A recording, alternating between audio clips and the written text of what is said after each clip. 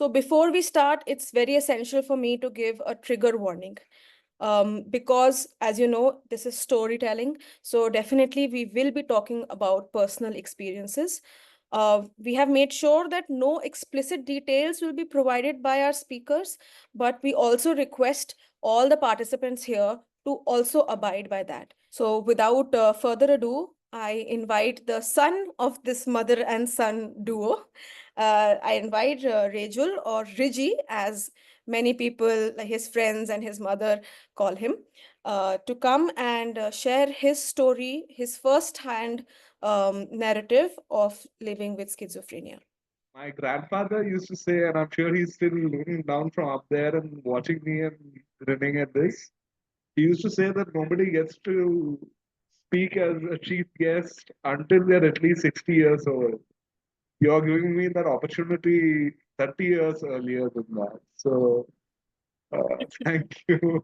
No, it's all thanks. Yeah.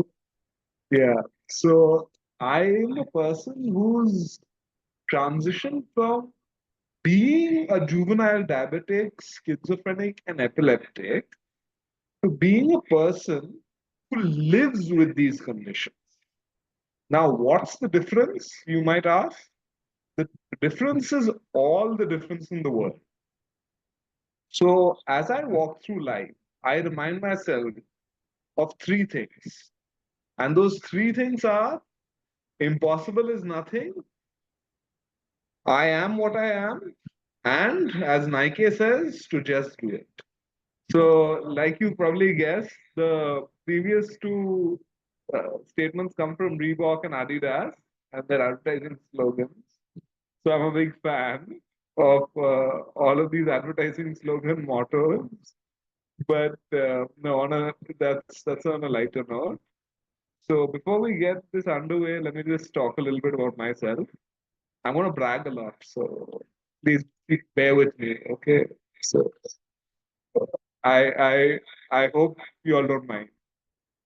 So I'm a student at Triple IT Bangalore. I did my integrated MTech there, which means I got a BTech and MTech together after 5 years. Actually, in my case, it took 7 years because of my mental illness. So I have schizophrenia and epilepsy. So both. And as a result of that, I had to drop 2 years. And when I came back, it was with a reduced workload, and I still managed to finish the course. And not just that, I managed to graduate with a gold medal. So I'm patting myself on the back here a lot and blowing my own trumpet. But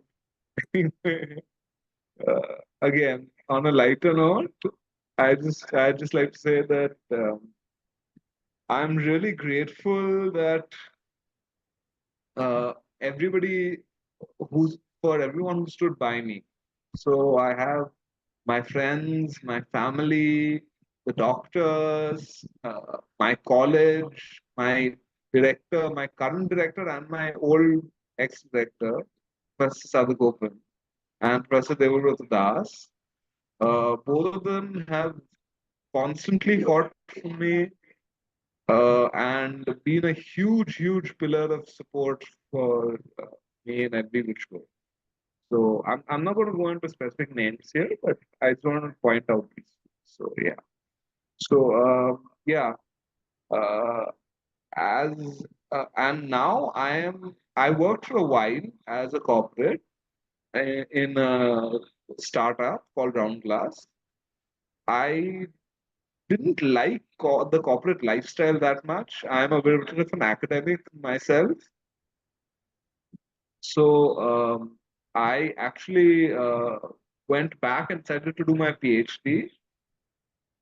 So I ended up going back to Triple ITB because I felt so comfortable there. And now I'm doing my PhD in something which I don't know how many of you have heard of. It's kind of an upcoming area because with AI and Musk and everybody going crazy with X and this and that and the other, and open AI and all that. So privacy has become a huge issue. So my thesis is on privacy economics.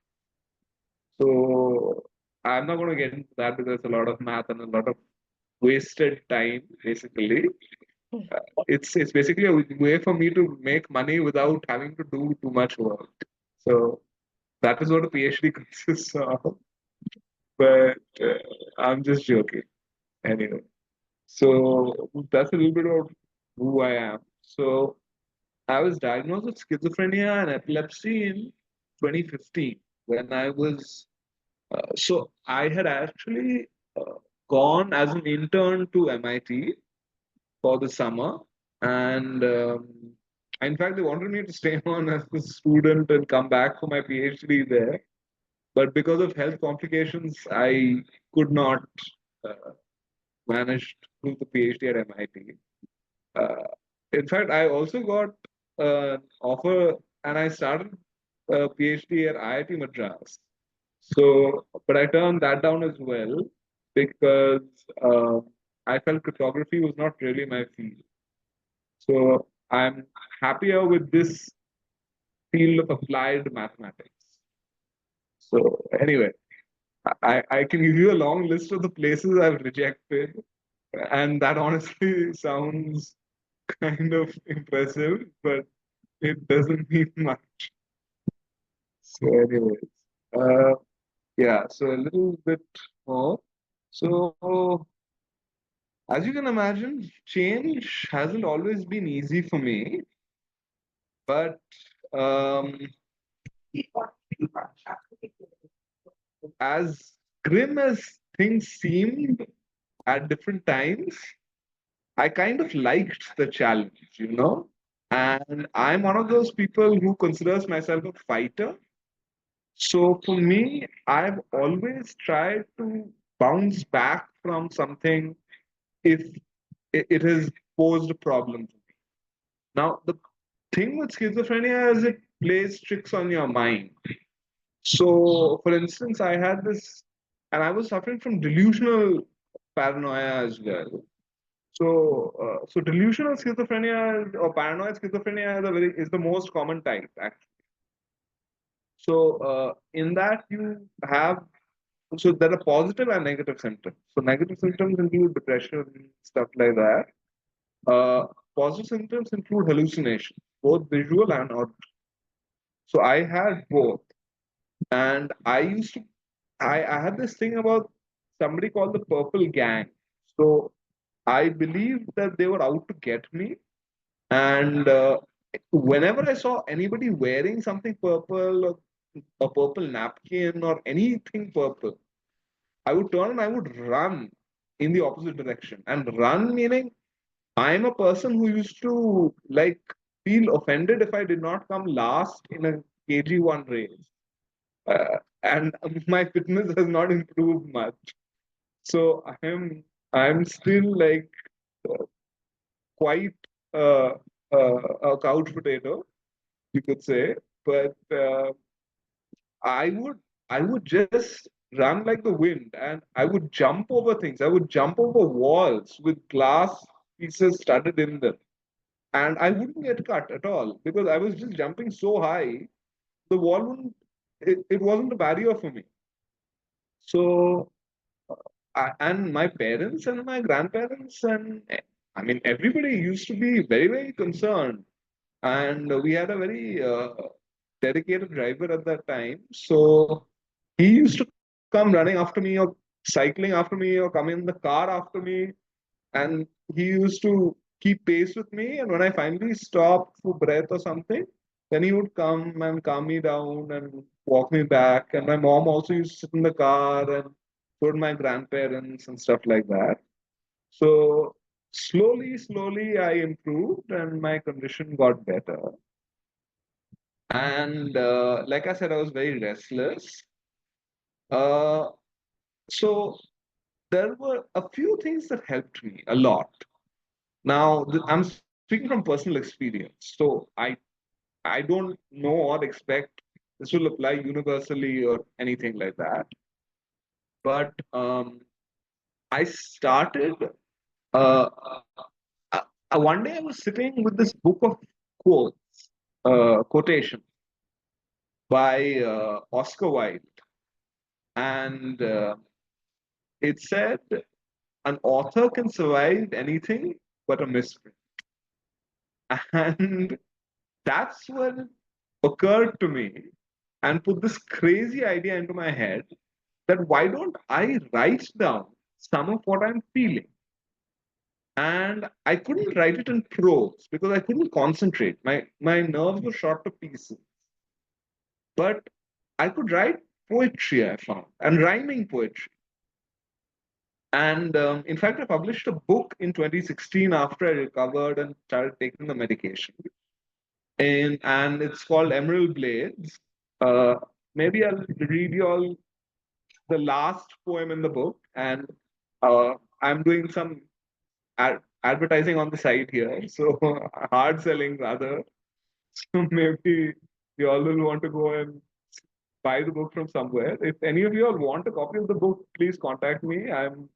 I have plenty of copies available. So anyway, uh, so I'll talk a little bit more about that. So now I might seem a little optimistic now, but I wasn't always like this. So I used to get very morose. I used to get very depressed. But the thing is, I would always keep, like I said, I used to bounce back. So at first, I was very reluctant to take the medicine. And in fact, I even thought of self harm. But I'm not going to go into details about that. But I think I love myself too much to harm myself. And I felt like I wanted to achieve something in life before I go. After all, that's the thing about life, right? Nobody gets out of it alive. And I'd like to conclude along those lines. And I'd like to thank my parents because they never forced me. And we went to a lot of doctors. And it was actually one of my friends who confided her secret into me in order to convince me to. She said that I will tell you my secret, which is not mine to share. So I'm not going to tell you about that. But she told me her secret, and as a result of that, I realized that I had to seek medical help. And she said, you have to promise to try going to a doctor. So we went to countless doctors, we tried endless people, medicines. Finally, I found solace and I found a, a doctor I was comfortable with at Nimans in Bangalore. So it was convenient for me. So when I started the medication, I started to feel much, much better. And that is when I could actually finish writing the book. I got it published. And yeah, then from there, the story just goes on. And now I'm doing my PhD. I've got articles published in the newspapers, I've got stuff like that. And I've got a gold medal. So yeah, life has been very, very kind to me. And I thank God for all my blessings. And I consider myself actually a very lucky person. And this may surprise you to hear, but uh, I have lived with conditions that other people suffer from. And I have been fortunate enough to not be trapped by them or be debilitated by them. And I think the most important thing you can do in this life is if you can inspire hope in even one more person, then that's a real achievement. And I hope I through this talk and through my other talks, I have been able to achieve that for a few people. And yeah, so I'll just finish with, so this poem is called Scattered to the Winds. So I'll just wrap up with this. And I'll hand it over to my mom, who will give you a much less boring and much more interesting talk. So here it goes. Every road we walk is buffeted.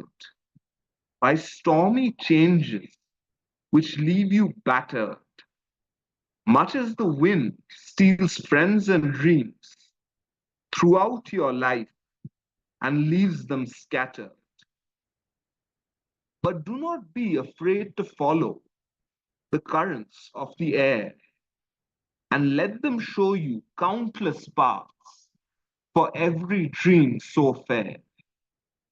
Follow the journey as it leads to adventure and wonder, and never pause to cast a look back at what you've left asunder. For though the wind is fancy free in whither it might roam, yet all that's scattered to the winds will find its way back home. So thank you, and I hope you enjoyed my little talk. And please, if you have any questions, Thank you so much. Thank you so much, Rachel. You ended on a really nice note, a nice poem. I think it would be nice if you can share it with our community on our WhatsApp one also. It would be it would yeah, be of course, of course. I'm more than yeah, happy. and definitely very nice and rhyming. And of course, Rachel, you do inspire hope in so many people here in talks. Otherwise, in Thank you, Avni. You're very kind, but you must think me a piece of bread to be so heavily buttered. no, no, no, no. That's not the case. That's not the case.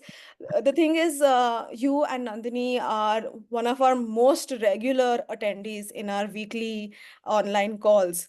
And really, I should say that both of you do put a smile on our faces. And yes, occasionally there's laughter as well.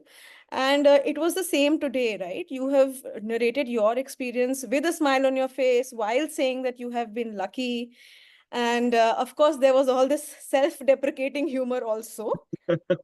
I could tell that, and but the story in the sense of a lot of denial, not wanting to get psychiatric help, finally medicine stabilizing. That is probably a common thing that is seen across. And definitely, I think not giving enough credit to your achievements is also something. You may say today that you are boasting and all of that, but in our huddles, I have heard you say, and over here too, I've heard you say things in which, I would say you're giving less credit to things like going to MIT, Boston. I'm not talking about Manipal Institute of Technology. This is MIT Boston, right? Whether it was for Yeah, an yeah. This is internship, MIT Cambridge. even though Yeah. you couldn't continue, the fact that you went, and I think a lot of us have to appreciate things like that. Starting not able to complete is a separate matter, but the fact that you were capable enough to be called there in the first place, you've written a book, you've got gold medal, you're finishing your PhD, and so on and so forth.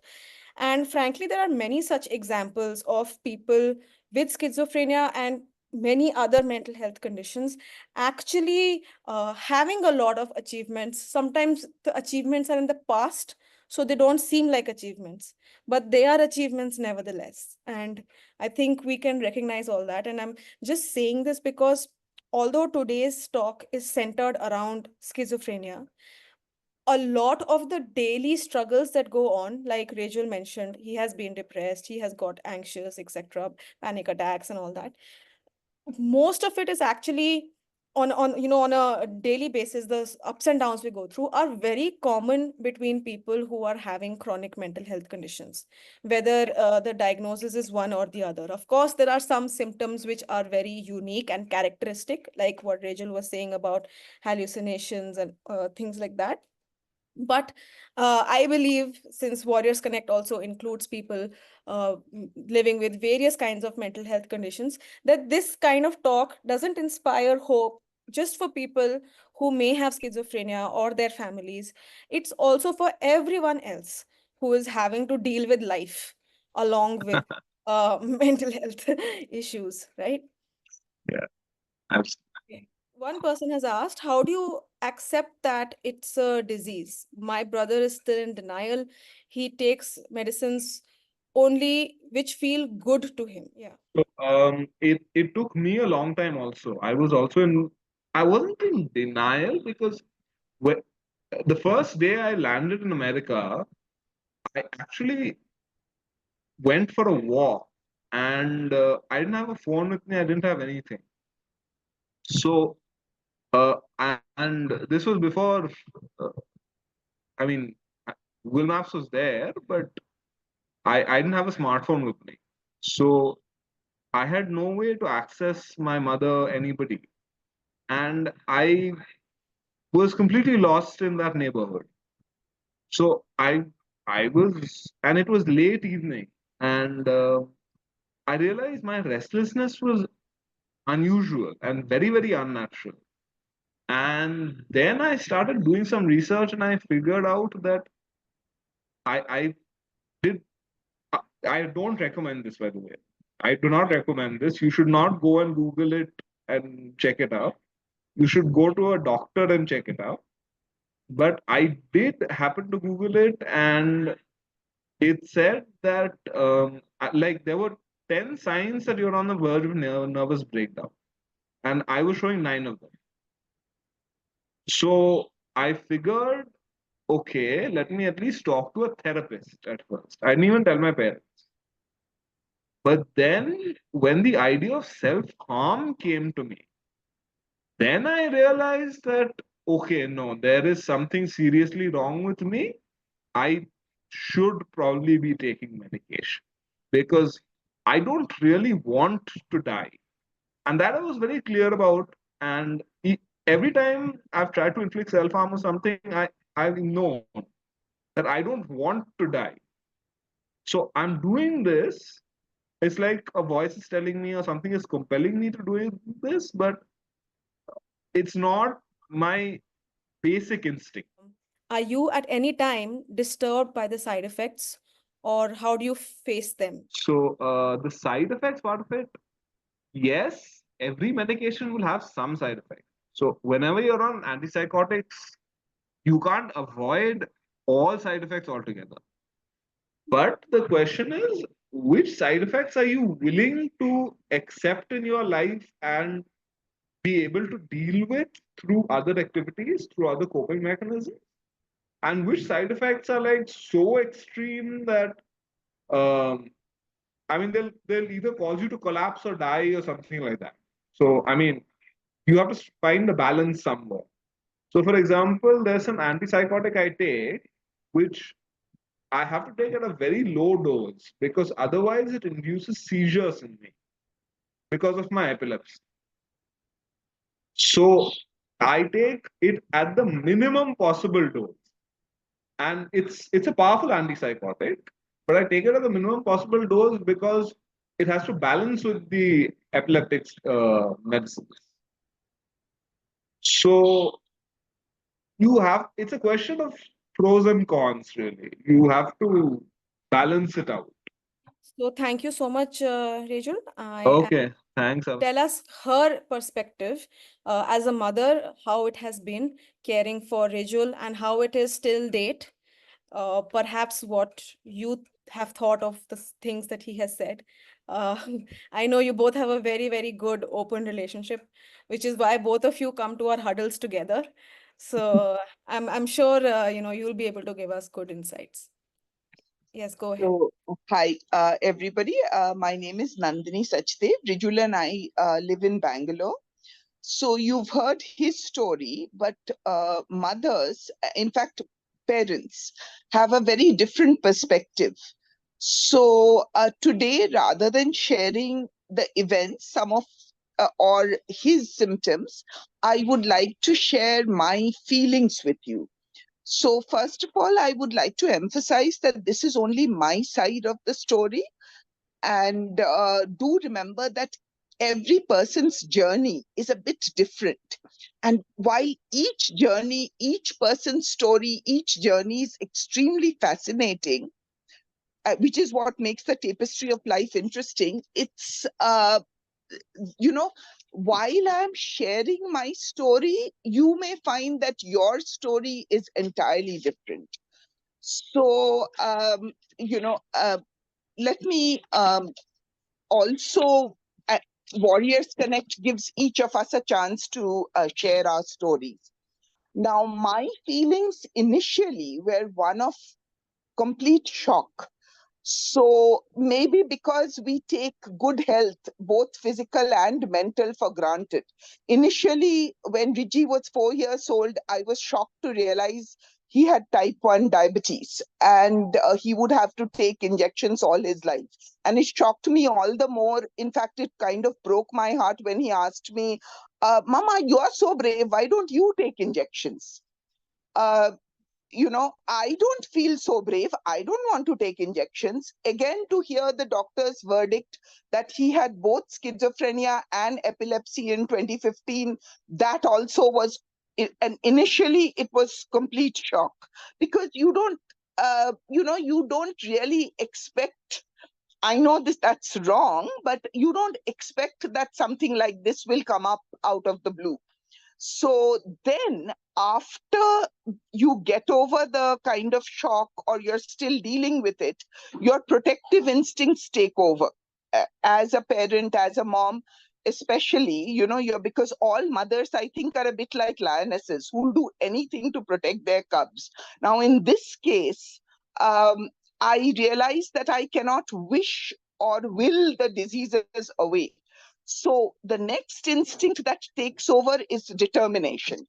The determination that the diseases would not be allowed to rule his life, and determination that he will be able to be comfortable with whatever treatment plans his doctors suggest. So so then we spoke about it in both in the case of his diabetes as well as at that time he was 6, so he was really small. But definitely in the case of schizophrenia, uh, he's what all of you, as all of you are with any disease, that you all are thinking people. So I was very sure that I did not want him to go through to a doctor or go along with a treatment plan that he was not in agreement with. And he made it very clear to me that he did not want to be hospitalized. So while many friends, relatives, even my parents at some stages, seeing the way he was at that time, which is very different to what he was today, suggested hospitalization, Riji said, I don't want to be. So there was no question that I would go with a doctor or somebody who suggested hospitalization. There was no question in my mind. So initially, the reason we did not go to NIMHANS was because I felt that they may suggest hospitalization, which was a very stupid thing to do. I realized later because they do have an outpatients department. I read about it in the newspaper, and then when we took Riji there, Riji loved the place, loved the doctors, and but before that, the deal was with Riji that we are going to go to how many doctors it requires till he finds somebody he's comfortable with. So we would go into waiting room. Sometimes he wouldn't meet the doctor. He went into one waiting room. He didn't like the waiting room. And he said, let's not meet the doctor.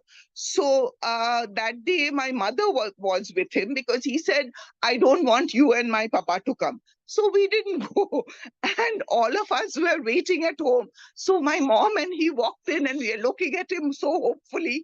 And he said, my mother says, no, he didn't like the waiting room. So we came away. And no questions asked, not my parents, not my husband, not me. Nobody asked him a question. We said, of course, as if it's the most common thing to dislike waiting rooms and reject doctors because of that.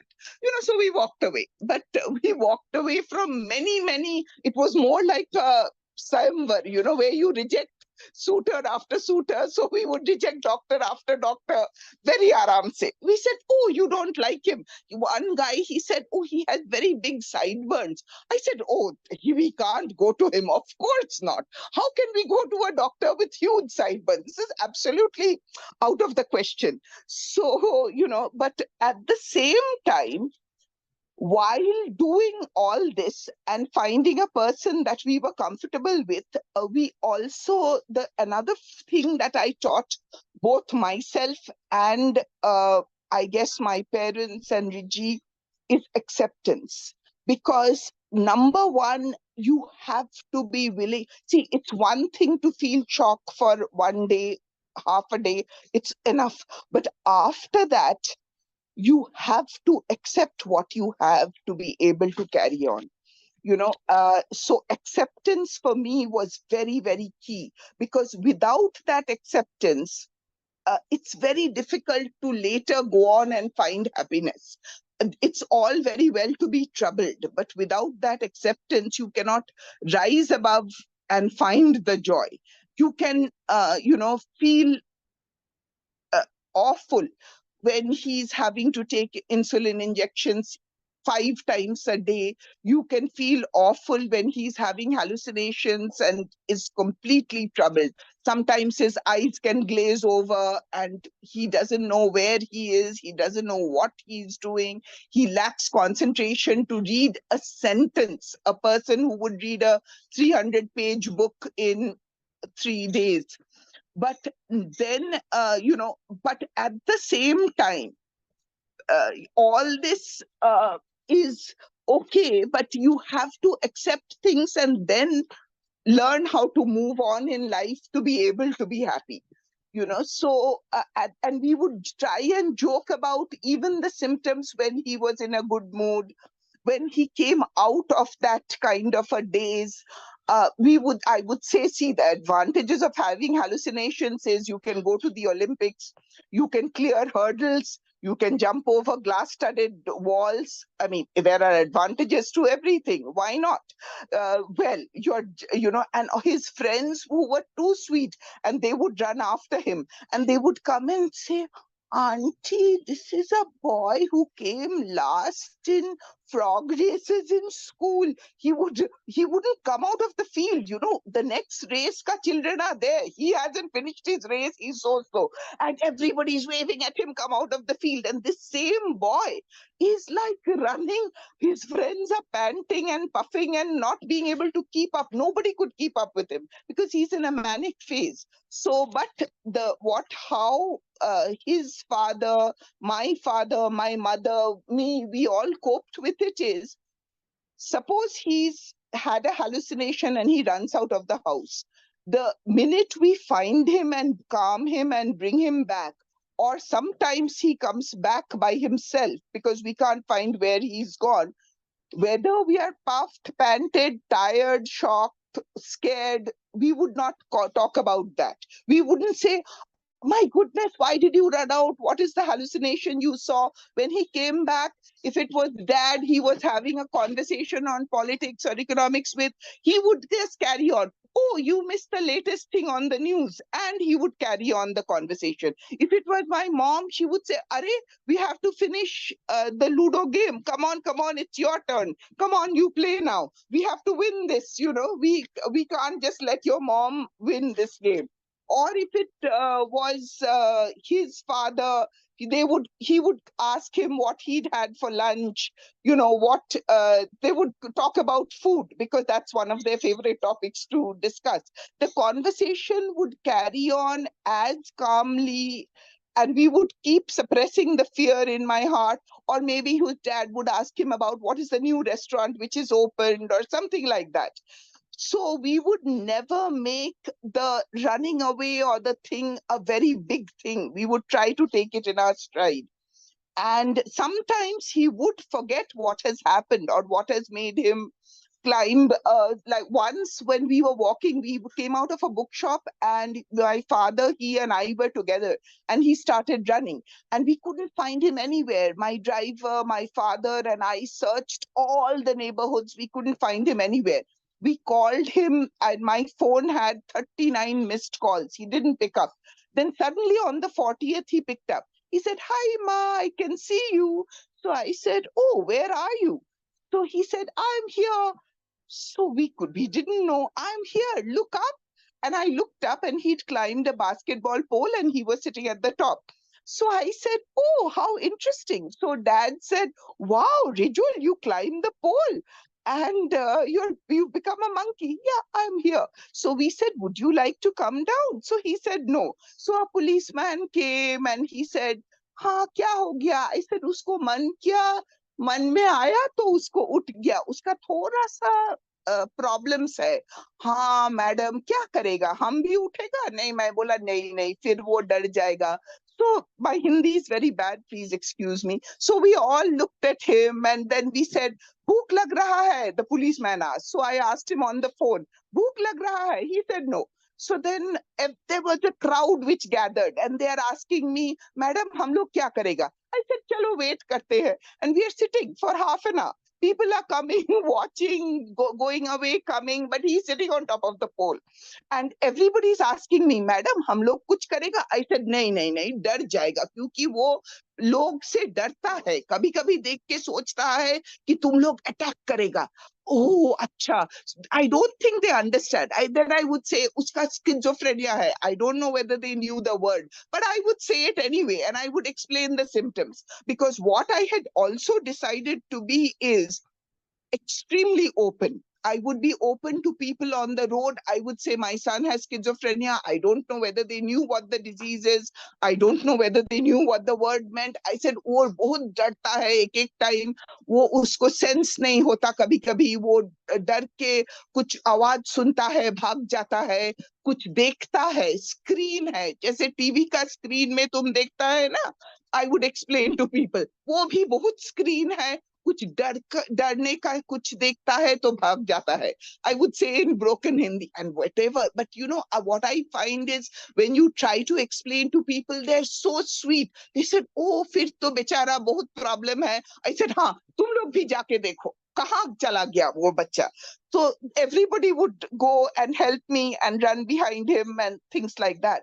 So anyway, but the thing is, so when he would finally climb down from the pole, or when he would finally come back, I would try to tell him later what he had done and say, oh, you must try not to do it again.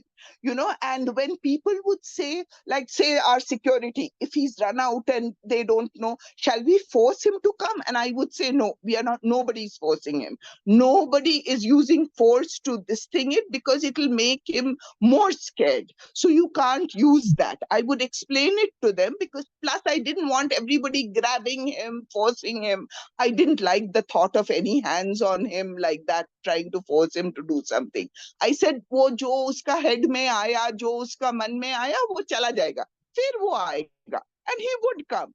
And then when they would see that I am talking to him perfectly normally, he's replying, we are laughing about it, they would also talk to him, laugh. So when he finally did release his book of poems, his book, later he wrote two detective books, they loved it. They, all our neighbors, instead of laughing at him or being scared of him, they were very, very supportive. They all bought his books. They came for book releases. So, you know, we got a lot of love and support when we did explain everything to people. And when he was talking about this purple gang, that was a period of delusions. Before that, he used to think, for a long time, he imagined my parents or my husband or me to be figments of imagination, and he thought we were part of a dream.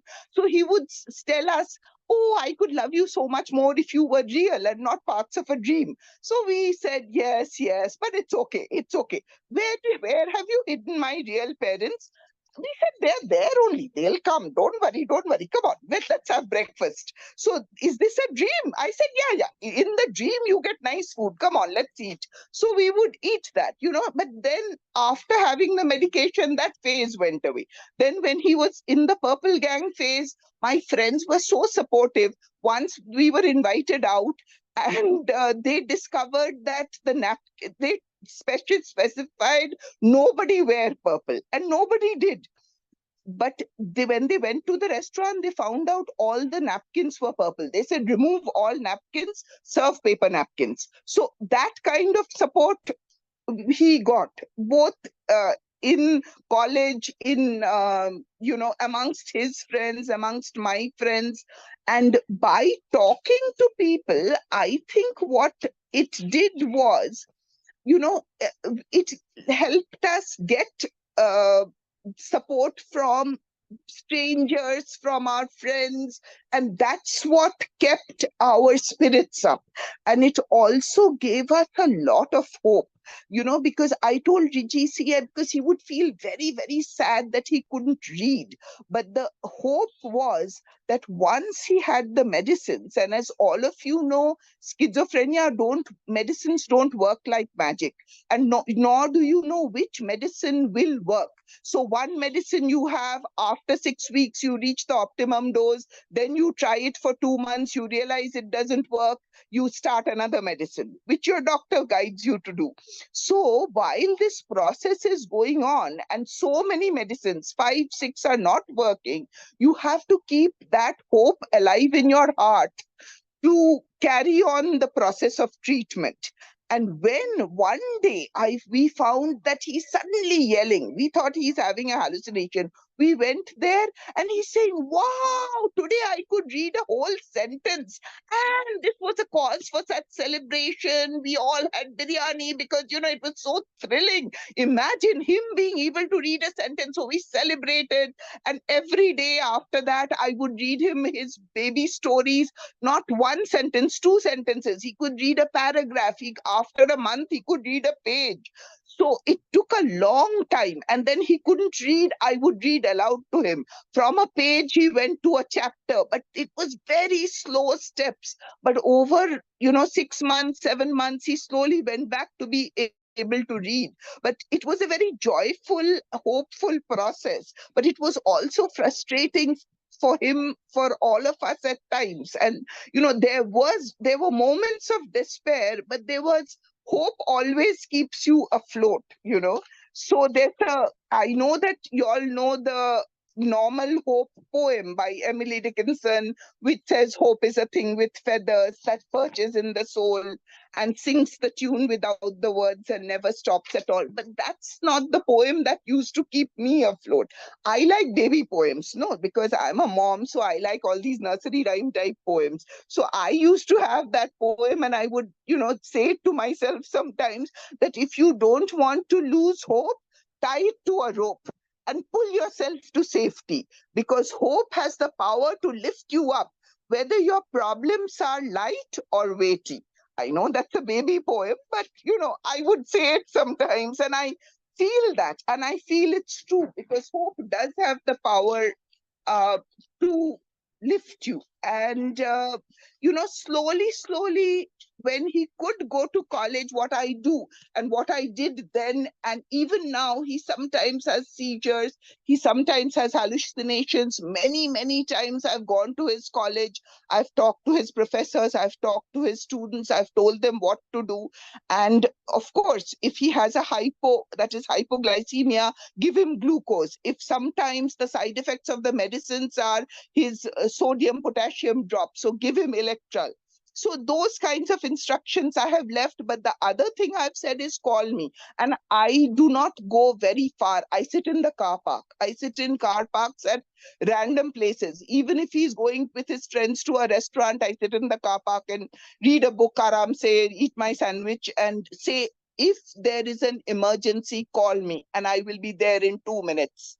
If in college, if the professors have an emergency, they send some student out running and they call me, and I will be there within a minute or two, minute and a half actually.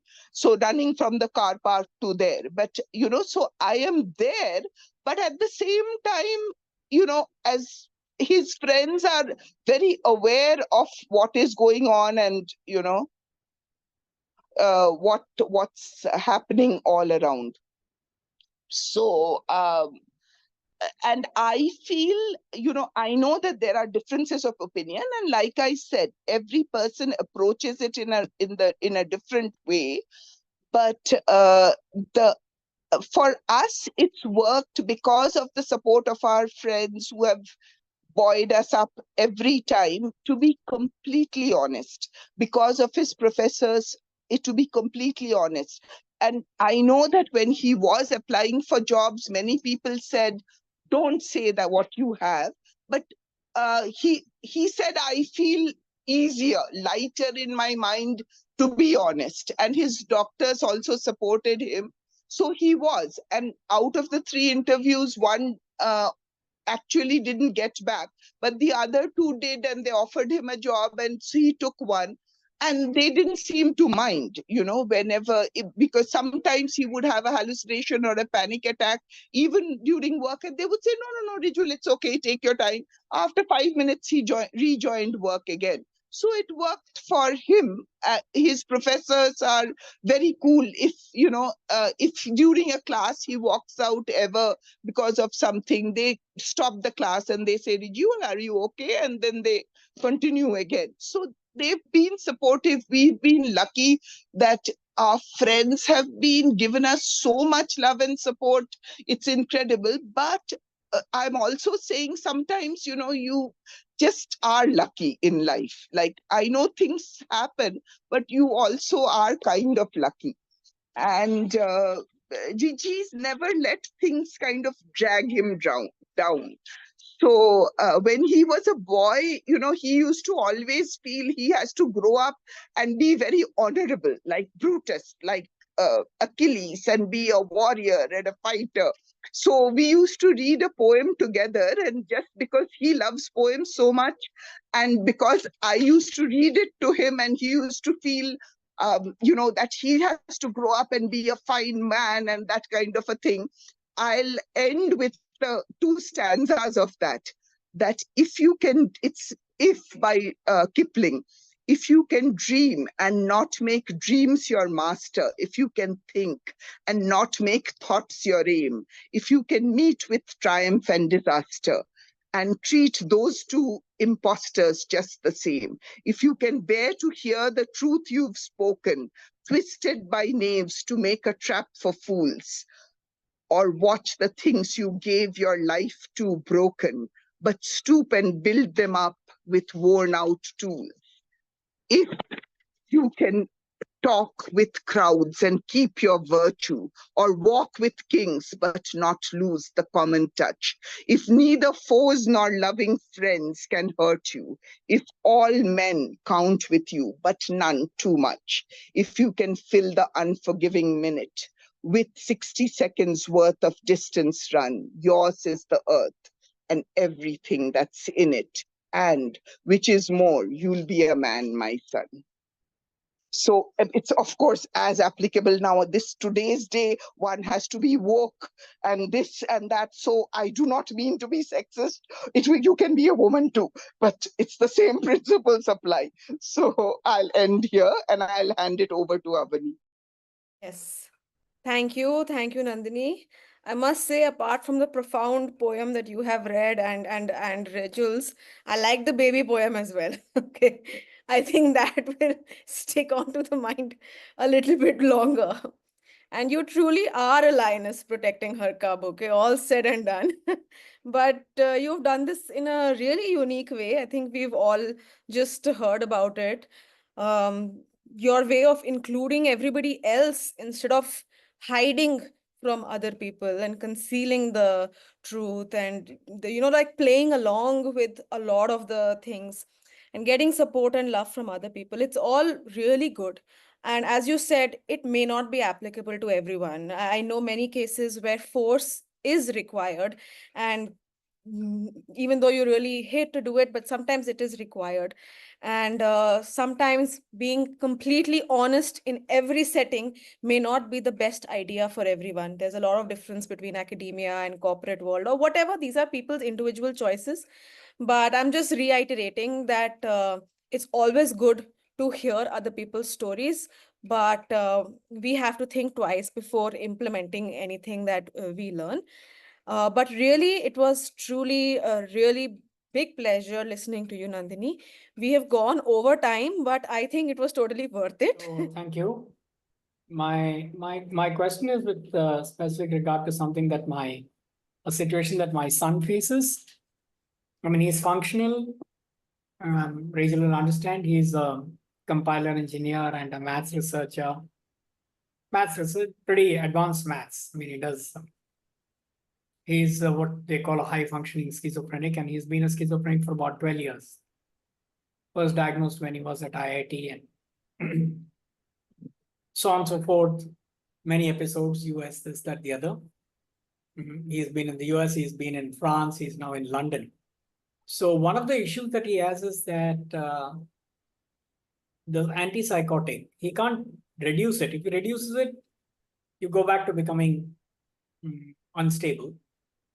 But if you continue to have it, it does seem to have this effect of increasing weight. I mean, he's tall, so it doesn't show as much to many of us, but it is a challenge. And is there anything anybody else has advised you about this?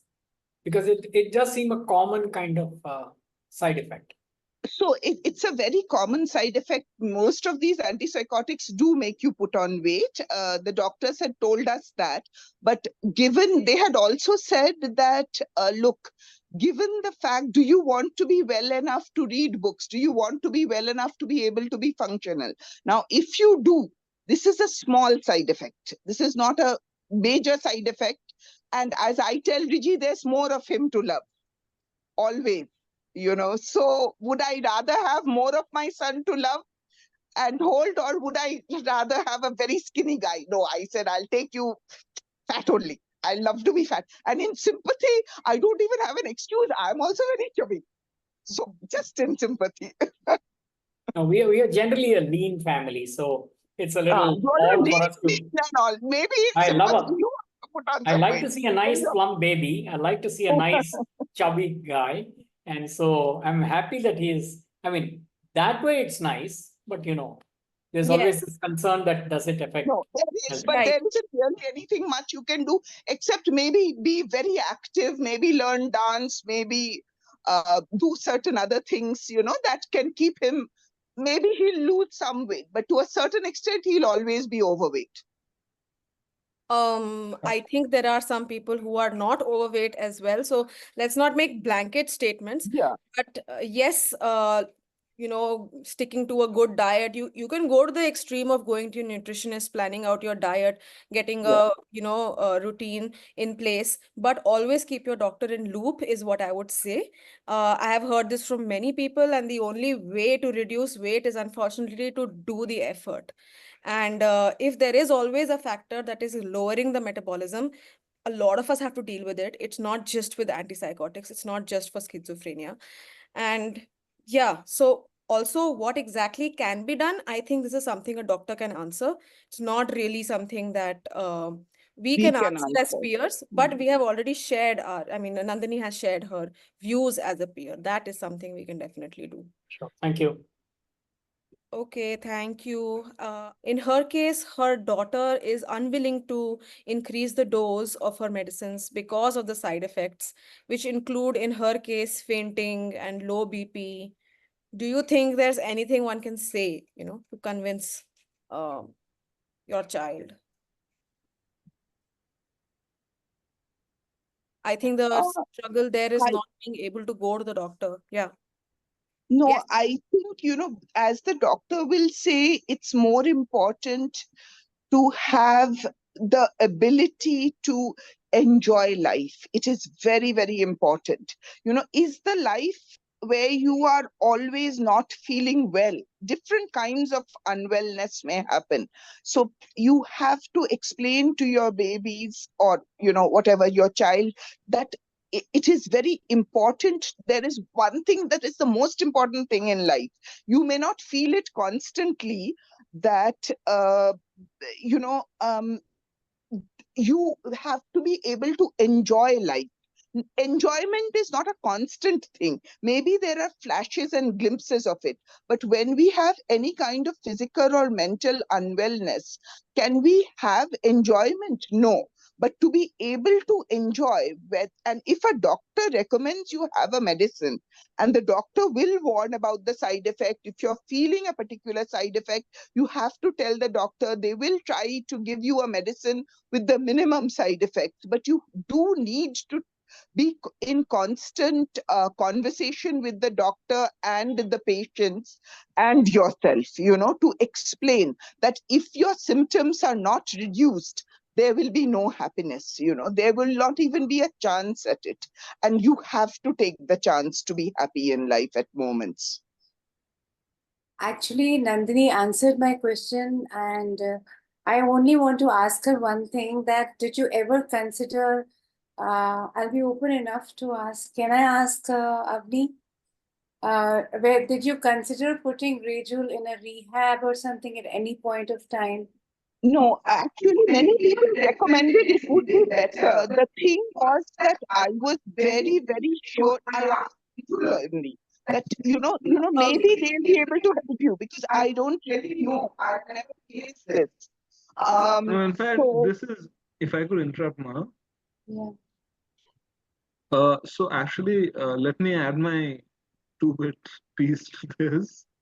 So I remember my parents asking me multiple times, parents, grandparents, friends, that maybe you'll be better off if you take some care, just take a break, relax a little bit.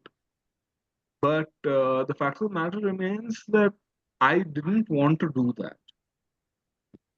So I was very, very clear on what I wanted and what I did not want done. And as a result of that, uh, whenever my parents asked me, and they were kind enough to respect my opinion, so I felt for the longest time that I don't need it. And thankfully, I mean, by God's grace, it turns out that I didn't need it. But I'm hoping that if I had needed it, I would have eventually agreed to it. Archana, may I interrupt him and say he may not? Okay. And different doctors also told me that you are taking a risk, not only with his life and safety, with yours too. Because there was a stage when he wasn't well at all, and he could have harmed either, without wanting to trigger anybody or anything, either himself or anybody very close to him. And I said, I know the risk, but I'm willing to take it because I don't want to force him to do anything for which later that I do not want the trust between us to be broken. I'll take that risk, but it is a risk. That's absolutely wonderful that you managed. I was asking No, from a it's a mother's matter of point of luck view. and God's grace and the doctors, okay, and I our was friends. asking, sorry, I was asking from a mother's point of view, because in this journey, there is an exhaustion that happens. With all due respect to Rejiul, and even I have a daughter who has an illness. So at this point in time, I mean, I quit my job years back when my daughter had the first psychotic attack, and I have been with her. But I never could predict that one day I will be like the way I am now.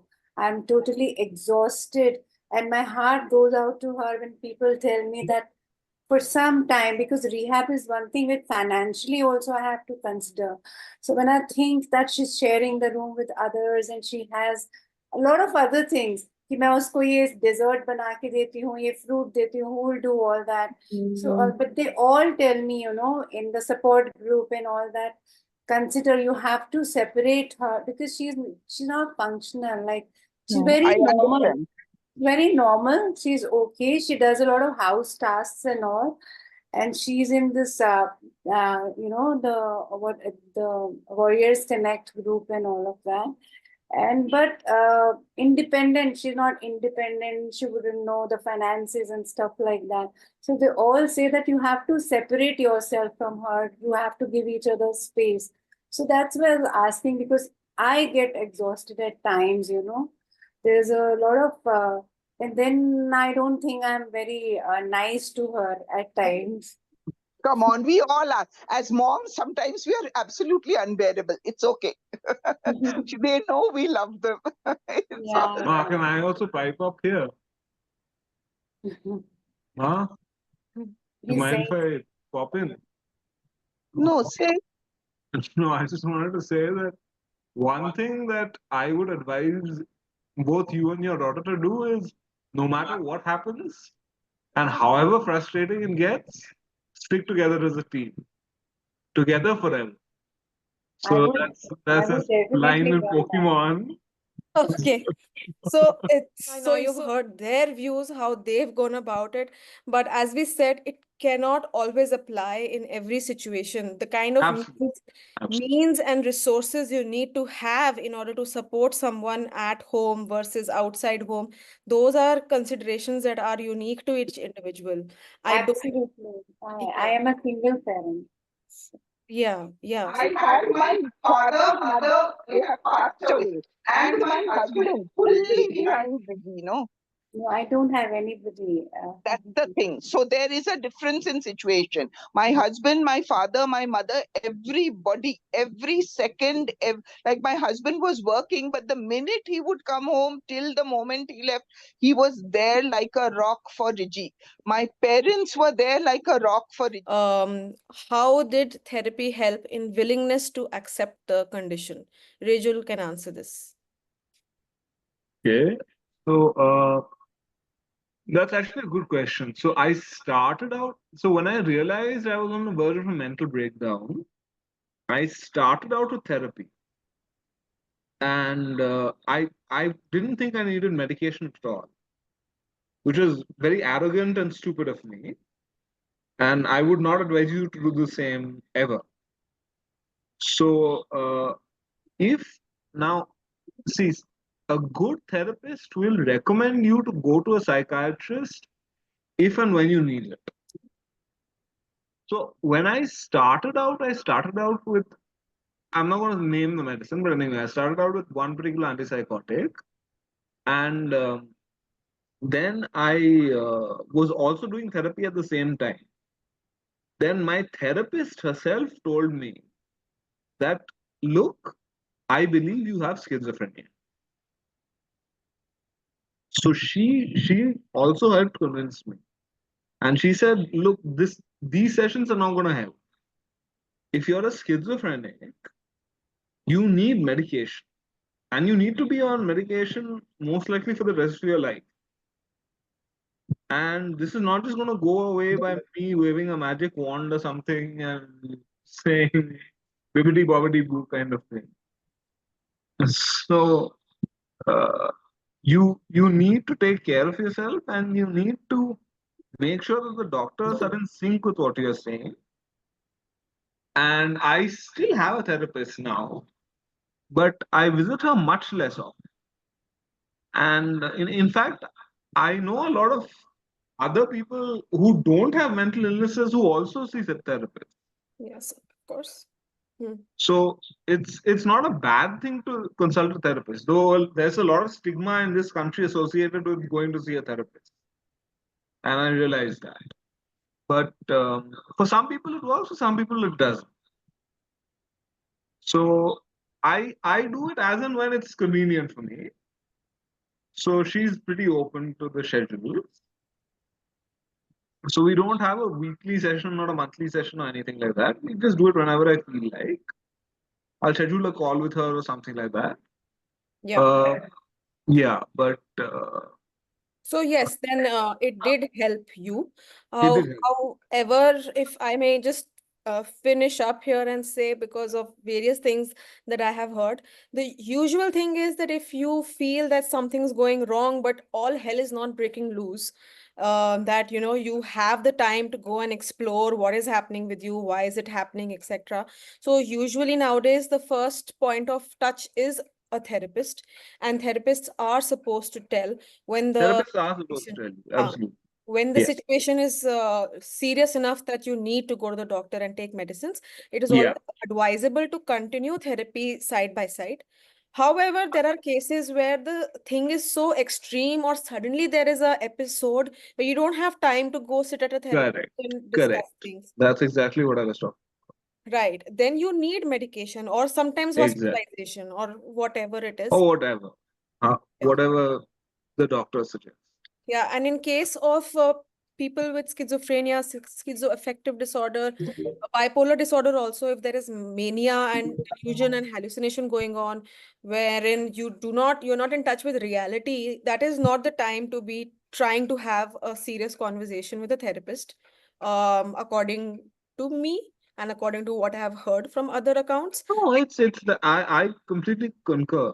I mean, from my own experience, which is very limited, of course, Right, right. compared to yours, Avni, but No, no. uh, Um, no, the thing even is, I don't think that going out and just seeking a therapist who is always the wisest course of action, because it is, see, good therapists will recommend a psychiatrist, like what happened in my case, but sometimes uh, see, when you have schizophrenia, your plays tricks on, and that's the really scary part about schizophrenia. It's that you can't tell that line between imaginary and reality becomes blurred.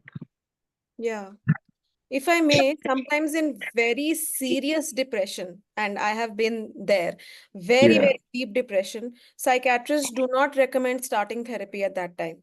Because correct, again, the line correct. between what is real and what is not gets blurry in a different sense. You may Yeah, not yeah. be having delusions or hallucinations, No, but no. think That, everything is so bad that you're, so bad, and there's nothing positive in your life and all yeah. that. Yeah, Yeah. yeah. So at that time Absolutely. also you're not receptive to Yeah. therapy. We should be wrapping up now. I think we've been chatting for a really long time. Uh, but That's the thing with us, we're blabbermouths, being Bengalis. So okay. So in that case, I would like to say thank you to everyone who has joined us and even stayed with us till now.